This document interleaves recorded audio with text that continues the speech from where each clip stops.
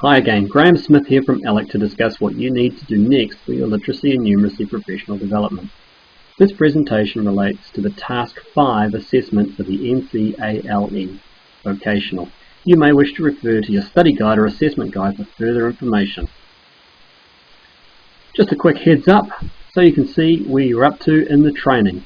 This graphic shows how the course tracks through the 7 basic areas required by the unit standards and qualification.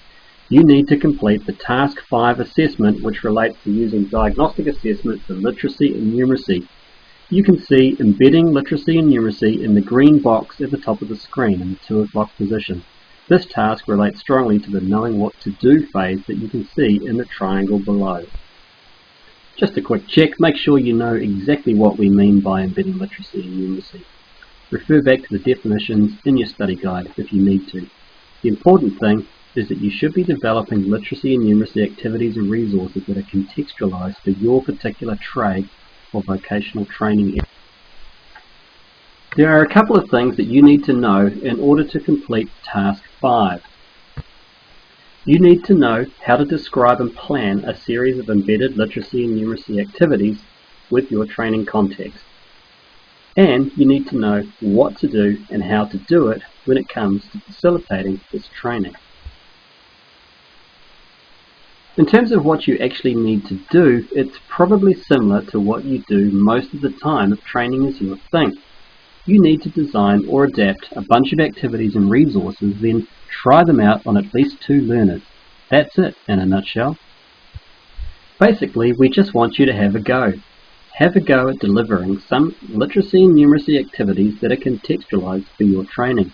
Feel free to be creative and to experiment. You have our full permission.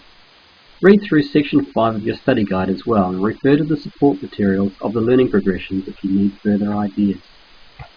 That's right, you need to work with at least 2 learners. Preferably they should be the same 2 that you used for your diagnostic assessment in Task 4. Of course you can use your whole group if you don't want to single people out. You need to describe the relevant learning outcomes, teaching strategies, learning activities, resources, assessment processes, and how you will evaluate things. We have a template for this that's in your assessment guide and that you can download from www.alec.ac.nz.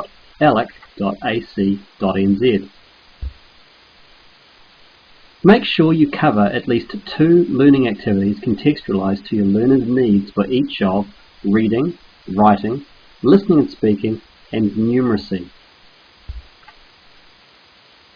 We need to see a representative sample of tasks, texts, and other resources that supported the delivery of your training.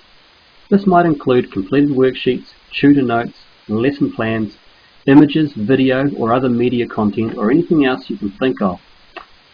P.S. We really like to see images and video, so think about using a digital camera if you can. We really want to make sure that you know how to design and facilitate embedded literacy and numeracy skills development. That's it really. Check your assessment guide for more details on Task 5, including a checklist of everything that's required. Thanks.